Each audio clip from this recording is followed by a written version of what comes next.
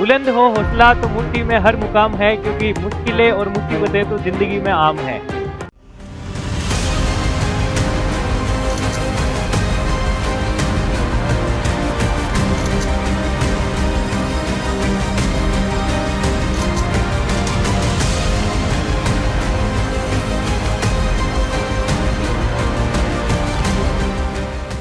नमस्कार साथियों, कैसे हैं आप सभी। आप सभी का सुदर्शन क्लासेज के यूट्यूब चैनल पर हार्दिक स्वागत, अभिनंदन, आभार। मैं आपके बीच राम सैनी और आज अपन चर्चा करने वाले हैं आरआरबी पैरामेडिकल वैकेंसी 2024 के बारे में। तो ऑफिशियल नोटिफिकेशन जारी हो ही चुका था और अब समय है अपना तैयारी करने का, रणनीति बनाने का और अच्छे से तैयारी करके सिलेक्शन लेने का। तो बात करेंगे आज अपन इस भर्ती के बारे में कि पार्ट ए और पार्ट बी में क्या रहने वाला है और पूरी रणनीति के साथ कैसे इन दोनों पार्ट्स को हमें तैयार करना है, उसके बारे में हम चर्चा करेंगे। और हमें ये तैयारी कैसे करनी है, तो इन सारी चीजों के बारे में हम डिस्कस करेंगे। तो आरआरबी पैरामेडिकल भर्ती अपने लिए क्यों खास है, क्योंकि आरआरबी के अंदर जाने का सबका सपना होता है, क्योंकि राजा वाली नौकरी होती है। हमने कहा था कि इसके अंदर हमें बहुत सारी चीजें सीखने को भी मिलती है और हमें वहां पे सर्विस करना भी अच्छा लगता है। तो इस वैकेंसी के बारे में बात करेंगे। और सुदर्शन क्लासेज के नाम से भी मेरा टेलीग्राम चैनल है, तो आप उसको ज्वाइन करें, जिसके अंदर में पैरामेडिकल, नर्सिंग, साइंस से रिलेटेड सारी की सारी इंफॉर्मेशन और गाइडलाइन इसमें मैं डालता हूं। और जो भी न्यूज आती है सबसे पहले मैं टेलीग्राम चैनल के अंदर ही डालता हूं। तो लिंक इसका जो है डिस्क्रिप्शन में दे रखा है, आप ज्वाइन कीजिए उससे। बात करते हैं अपन कि आज का जो अपना सेशन रहने वाला है पार्ट ए और पार्ट बी, जो radiographer, lab technician, paramedical category के अदर डिप्लोमा और नर्सिंग, इन सब से संबंधित हम बात करें कि हमें इन दोनों को कैसे तैयार करना है। तो थोड़ा सा हम ये डिस्कस कर लेते हैं कि पार्ट ए और पार्ट बी के अंदर क्या रहने वाला है। तो पार्ट ए की बात करें अगर अपन, तो पार्ट ए में प्रोफेशनल एबिलिटी, यानी जो हमारे डिप्लोमा कोर्सेज हैं, डिग्री कोर्सेज है, यानी हमारा जो प्रोफेशनल कोर्स है भाई, वो सारी की सारी चीजें किस में रहने वाली है, पार्ट ए के अंदर रहने वाली है। और पार्ट ए जो है भाई वो 70 मार्क्स का रहने वाला। कितने मार्क्स का? 70 मार्क्स का। और इसके अंदर हमने कहा कि इसमें नर्सिंग डिप्लोमा, पैरामेडिकल के डिप्लोमा और डिग्री कोर्सेज सभी ऐड होते हैं। जैसे कि अगर अपन बात करें डिप्लोमा कोर्सेज की, तो रेडियोग्राफर के लिए RT, DRT diploma in radiation technology, और DMLT diploma in medical lab technology, DOT diploma in operation theatre technology, यानी ये सारे डिप्लोमा जो पैरामेडिकल कैटेगरीज के अंदर आते हैं। डेंटल टेक्नीशियन, हाइजीनेट वगैरह, इन सब से related diploma, BSc nursing, GNM, D pharma, इन सब की अगर बात करें तो ये सारे के सारे इनके जो सिलेबस है भाई, इनका जो पार्ट है वो किस में रहने वाला है, यानी ये प्रोफेशनल एबिलिटी वाले पार्ट में रहने वाला है, ये 70 नंबर का। यानी पार्ट ए जो है भाई, यानी कि सबसे बड़ा हमारा जो सिलेबस है वो पार्ट ए के अंदर ही है, जो सब लोग पढ़ते हैं, यानी कि सब लोग पढ़ के आए हैं, यानी सब डिप्लोमा जो कर चुके हैं, जो डिग्री ले चुके हैं, तो उन सब ने ये चीजें पढ़ी हैं। तो हमारे पास क्या डिफरेंशिएशन रहने वाला है कि पार्ट ए पढ़े या पार्ट बी पढ़े।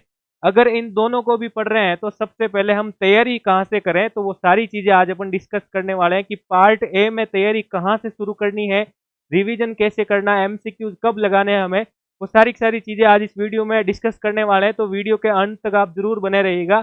और वीडियो पसंद आए तो जरूर लाइक करें और शेयर करें, और अगर आप हमारे चैनल पर नए हैं तो बिल्कुल सब्सक्राइब करें उसको। तो बात करेंगे अपन की डिग्री कोर्सेज और डिप्लोमा कोर्सेज ये सारे होते हैं, जो प्रोफेशनल एबिलिटी कोर्स अपना पार्ट ए जो रहने वाला है उसमें। और पार्ट बी की अगर बात करें तो वो अपना 30 नंबर का है भाई, पार्ट बी है। तो उसके अंदर 3 सब्जेक्ट आ जाते हैं, जिसमें दिया है कि जनरल अवेयरनेस, जनरल जीके के बारे में बात कर रहा है, जो अपने सिलेबस में 10 नंबर का है भाई।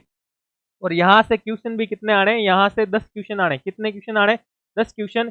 यानी पार्ट बी के अंदर जो 30 नंबर का है भाई, वो पूरे पूरे इसमें 30 क्वेश्चन आने वाले हैं। कितने क्वेश्चन? 30 क्वेश्चन। फिर बात करें मैथ और रीजनिंग की, तो वो 10 नंबर की रहने वाली है। और जनरल साइंस, जनरल साइंस हम सभी साइंस वर्क से जुड़े हुए हैं, तो जनरल साइंस सबकी तैयार होती है। तो कैसे पार्ट ए और पार्ट बी में सर हमें अंतर देखना है, या क्या हम सबसे पहले पार्ट ए की तैयारी करें या सबसे पहले पार्ट बी को तैयार करें, तो ये सारी जानकारी स्टेप बाय स्टेप बताऊंगा आपको कि किसका अगर ए पार्ट तैयार है तो उसको ए पार्ट में अब कैसे हैंडल करना है, और जिसका ए पार्ट तैयार नहीं है यानी किसको शुरुआत कहाँ से करनी है, और जिसका ए पूरा कंप्लीटली तैयार है तो अब उसको क्वेश्चन लगाने हैं, क्वेश्चन किस प्रकार के आते हैं वो सारा डिस्कशन करेंगे। और पार्ट बी को भी कैसे तैयार करना है वो सारी चीजें। तो देखो, सबसे पहले अगर अपन बात करें कि पार्ट ए तथा बी दोनों की रणनीति, मैं दोनों को साथ में ले रहा हूं, फिर पार्ट ए और पार्ट बी की चर्चा करें। तो उसमें दिया हुआ है कि पार्ट ए की अगर बात करें तो सबसे पहले आपको क्या करना है कि सबसे पहले थ्योरी बनानी, क्या करनी भाई, थ्योरी। और थ्योरी को पढ़ने का बेसिक तरीका होता है, बेसिक मेथड जो होता है भाई, कि थ्योरी को कैसे पढ़ना है, कि थ्योरी में अगर आप कोई भी टॉपिक ले रहे हो, जैसे कि अगर कोई बेसिक टॉपिक ले रहे हो बिल्कुल, तो उसके अंदर क्या करना है कि उसका सबसे पहले आपको क्या देखना है भाई, इंट्रोडक्शन देखना। क्या देखना है, इंट्रोडक्शन, यानी उसकी सामान्य जानकारी देखनी है। सामान्य जानकारी क्यों देखनी, क्योंकि आजकल क्वेश्चन ये आ रहे हैं कि ट्रू और फॉल्स को लेके भी आ रहे हैं, ठीक है ना, और फैक्चुअल क्वेश्चन भी आ रहे हैं, लाइनर वाले क्वेश्चन भी आ रहे हैं, तो उससे हमारी ये थ्योरी कंप्लीट हो जाएगी। उसके बाद हम कोई भी टॉपिक पढ़ रहे हैं तो उसके अंदर हमें उसके फंक्शंस आने चाहिए, क्योंकि फंक्शन से रिलेटेड भी आता है। और उसके बाद अगर हम पढ़ रहे हैं तो हमें कंपोजिशन आना चाहिए, यानी वह चीज जो हम पढ़ रहे हैं वो किस किस से मिलकर बनी हुई, यानी ये तीनों चीजें आ गई। बिल्कुल बेसिक तरीका बता रहा हूँ कि थ्योरी आपको पर्टिकुलर टॉपिक वाइज कैसे तैयार करनी है। इसके बाद बात करें कि सर और डीपली कैसे जाना, तो और डीपली जाने के लिए आपको उसके टाइप के बारे में पता होना चाहिए, उसका क्लासिफिकेशन आना चाहिए। कहीं पे आपको क्लासिफिकेशन दिखेगा, कहीं पे आपको उसके पार्ट्स लिखा हुआ मिल जाएगा, कहीं पर आपको उसके सब पार्ट्स भी मिल सकते हैं, और कहीं पर आपको उसके लोब्स भी मिल सकते हैं। तो ये सारी चीजें इस हिसाब से आपको मैनेज करके रखना है। जैसे अगर मैं बेसिक एग्जांपल दूं कि भाई अगर हम कंपोजिशन की यहाँ पे बात करें कि बोन का कंपोजिशन अगर हमारे सिलेबस में है, बोन का कंपोजिशन यानी हड्डियों की बात करें, तो हमें थोड़ा डीपली जाने के लिए इतना तो सबको ही पता है कि बोन कैल्शियम और फॉस्फोरस से मिलकर बनी होती है, लेकिन आपको थोड़ा सा डीपली जाना है, क्योंकि इंडिया लेवल की भर्ती है, कंपटीशन रहने वाला है, थोड़ी सी हटके तैयारी आपको करनी पड़ेगी। तो किस प्रकार करनी है, जैसे अगर बोन की बात करें तो एक तरफ हमें क्या देनी है, बोन की सेल्स के बारे में, यानी बोन के अंदर बोन की सेल्स भी है और बोन का एक्स्ट्रा सेलुलर मटेरियल भी है, यानी उसके अंदर कुछ पदार्थ भी पाए जाते हैं। तो पदार्थ उसमें दो प्रकार के होते हैं, क्योंकि हमने पढ़ा है कि एक कार्बनिक पदार्थ होता है, तो एक अकार्बनिक यानी ऑर्गेनिक और इनऑर्गेनिक। और इधर हम बोन के सेल्स की बात करें तो बोन की कोशिकाएं आ जाती। तो इस प्रकार से इन सब से मिलकर के हड्डी बन जाती है। हाँ, पर्टिकुलर अगर अपन इस टॉपिक का ना लेके अगर अपन कोई दूसरा पार्ट भी ले ले, कि कोई दूसरा टॉपिक ले कि वो किससे मिलकर बना हुआ, तो उन सब को अपने को क्या करना है, टुकड़ों में तोड़कर ऐसे ही याद रखना है। ठीक है जी, क्योंकि हमें जो तैयार करना है वो एमसीक्यूज लेवल का क्वेश्चन तैयार करना है, क्योंकि अगर आपकी थ्योरी यानी पर्टिकुलर टॉपिक क्लियर होगा तो वहां से आपको एमसीक्यूज बनाना अपने आप आ जाएगा। तो ये सारी चीजें आ गई, और इसके बाद इसमें पार्ट आ जाता है भाई थ्योरी वाला, और साथ में आपको डायग्राम, क्योंकि आजकल क्वेश्चन डायग्राम के बेसिस पर भी आ रहा है। डायग्राम के बेसिस पर भी क्वेश्चन कैसे आते हैं वो भी मैं नेक्स्ट वीडियो में आपको एक टॉपिक लेके बताऊंगा कि इस टॉपिक को कैसे पढ़ना है स्टेप बाय स्टेप, और डायग्राम से क्वेश्चन कैसे आते हैं आजकल, तो वो नेक्स्ट वीडियो के अंदर अपन इसको देखेंगे। अब रिवीजन की बात आती है कि हर किसी के माइंड में यही रहता है कि थोड़ी हमने डिप्लोमा किया था, डिग्री की थी, तब पढ़ी हुई है, तो अब हमें रिवीजन ही करना है। क्योंकि माइंड में यही रहता है कि 3 साल मैं पढ़ के आया था, 2 साल डिप्लोमा किया तो पढ़ के आया था, तो मेरे लिए तो अब रिवीजन ही है। लेकिन रिवीजन के अंदर जितनी बार हम रिवीजन करते हैं, अगर अपन बार बार रिवीजन कर रहे हैं भाई, क्या कर रहे हैं, बार बार अगर अपन रिवीजन कर रहे हैं, तो बार बार रिवीजन करने से क्या हो रहा है, नई चीजें सीखने को मिलती है। ठीक है भाई, नई चीजें क्या मिलती है, सीखने को मिलती है। तो बार बार हमें क्या करना है, रिवीजन भी करना है आपको, साथ साथ क्या करना है भाई, रिवीजन भी करना है। अब आ गया कि रिवीजन करने के भी तरीके होते हैं, मैं आपको बताऊंगा अभी। फिर आ जाता है कि उसके बाद हमें क्या लगाने भाई, उसके बाद आपको एमसीक्यूज की तरफ जाना है। किसकी तरफ जाना भाई, एमसीक्यूज की तरफ। कि हमने थ्योरी पढ़ ली, रिवीजन कर लिया, अब हमें जैसे कि हमने एक टॉपिक लिया, मान लो कि हार्ट का ले लिया, ठीक है भाई।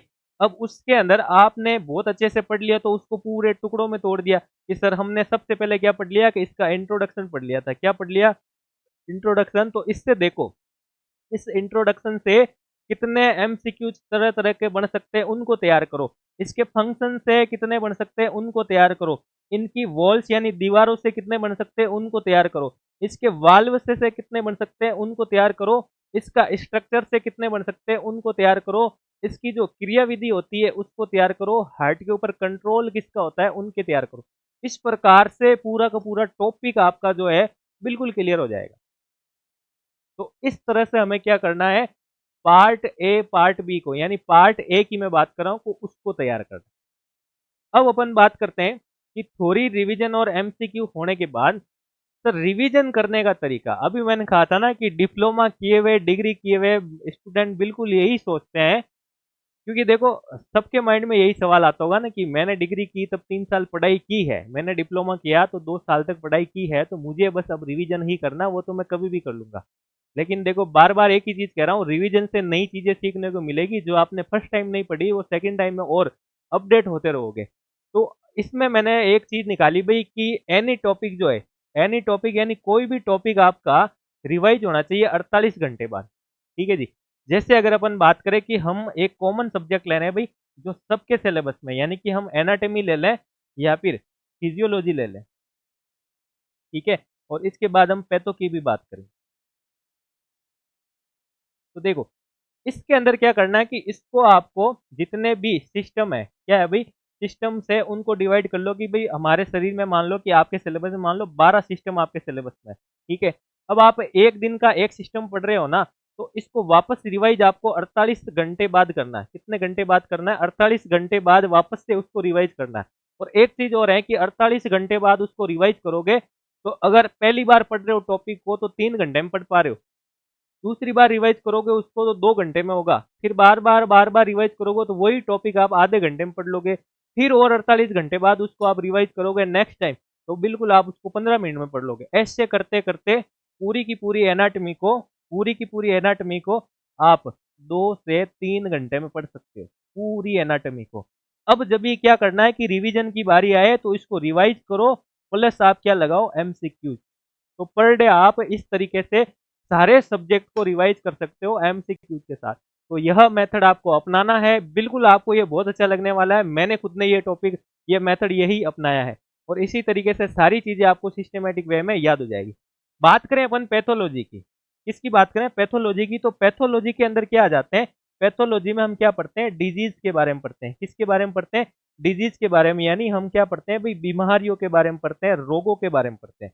तो देखो हमारे सिलेबस में 25 से 30 बीमारियां है अभी, 25 से 30 डेली की एक डिजीज सीरीज बना लो कि डेली एक डिजीज पढ़ना है। डिजीज के अंदर डिजीज का इंडिकेशन आ गया, इसके साइन और सिम्टम्स भी आ गए, इन्वेस्टिगेशन क्या करवाते हैं वो भी आ गया, एटियोलॉजी भी आ गया। तो ये सारी की सारी चीजें हम पढ़नी है। एक दिन में एक डिजीज तैयार करेंगे, एक महीने में सारे सारे डिजीज तैयार, और उनके फिर क्वेश्चन लगाओ। तो इस प्रकार से आपको क्या करना है कि रिवीजन करने का तरीका अपनाना है। ठीक है जी। अब बात करते हैं कि पार्ट बी की। पार्ट बी की अगर अपन बात करें कि पार्ट बी का जो पोर्शन है भाई, पार्ट बी का, कि पार्ट बी के अंदर आपके जो 30 नंबर का पोर्शन, उसको कैसे तैयार करें, 30 मार्क्स जो है इनको कैसे लेके आए। तो सबसे पहले मैं यही कहूंगा कि अभी आपको क्या करना है कि जो मैक्सिमम जो मार्क्स वाला सब्जेक्ट पोर्शन है भाई, आपका मैक्सिमम मार्क्स, तो वो कौन सा है, वो 70 नंबर वाला पोर्शन है। आप इसको तैयार करो, अच्छे से तैयार करो, बिल्कुल रिवीजन, और रिवीजन थ्योरी एमसीक्यूज के साथ। क्योंकि इस 30 नंबर वाले पार्ट में, इस 30 नंबर वाले पार्ट में क्या है कि इसके अंदर आपके जीके का पार्ट आ गया, ठीक है ना। तो इसको आपको थोड़ा टाइम देना पड़ेगा, और टाइम तभी दे पाओगे जब आपका पार्ट ए बिल्कुल अच्छे से तैयार हो पाएगा। यानी कि पार्ट ए की थ्योरी को आप साइड में रख दोगे, तब आप इसमें आगे नेक्स्ट स्टेप में पहुंच पाओगे। फिर इसके अंदर मैथ और रीजनिंग है, तो उसको आपको क्या करना पड़ेगा कि एग्जाम से जस्ट पहले ही स्टार्ट करना पड़ेगा, क्योंकि हम लोग हैं साइंस के स्टूडेंट, मैथ और रीजनिंग से डरते हैं। मैंने पिछले वीडियो में कमेंट भी आया, देखे कि सर रीजनिंग बहुत हार्ड आती है। तो हम क्या करेंगे कि कम टाइम के अंदर बिल्कुल बेसिक तरीकों से उसको तैयार करके, हमारे जो लेवल के, इसमें ज़्यादा हार्ड नहीं पूछे जाते हैं, बिल्कुल मैथ और रीजनिंग हार्ड नहीं पूछी जाती, तो उनको तैयार कर लेंगे। और तीसरा पार्ट इसमें आ रहा है कि जनरल साइंस का, और जनरल साइंस तो मेरे हिसाब से एक भी मार्क्स नहीं कटने वाला, क्योंकि हम सभी है जनरल साइंस के फील्ड से। तो 10 मार्क्स यानी 10 नंबर की ये जनरल साइंस आती है, तो बिल्कुल अच्छे से तैयार हो जाएगी। ठीक है जी। तो इस प्रकार से पार्ट ए और पार्ट बी को अपने को तैयार करना। मैंने थंबनेल में आज कहा था कि पार्ट ए और पार्ट बी को इस प्रकार से हम तैयार करेंगे, और रणनीति ये बताई कि थ्योरी, एमसीक्यूज और रिवीजन करने का तरीका भी मैंने बताया, और एमसीक्यूज कब लगाने हैं हमने वो भी बात की है। धन्यवाद। आपको अगर मेरा वीडियो पसंद आया तो नेक्स्ट वीडियो के लिए भी आप बताइएगा कि किस टॉपिक के ऊपर अपन वीडियो बनाए, यानी कहाँ पे, किस सब्जेक्ट में, किस पार्ट में आपको दिक्कत आ रही है, उसकी बात करेंगे।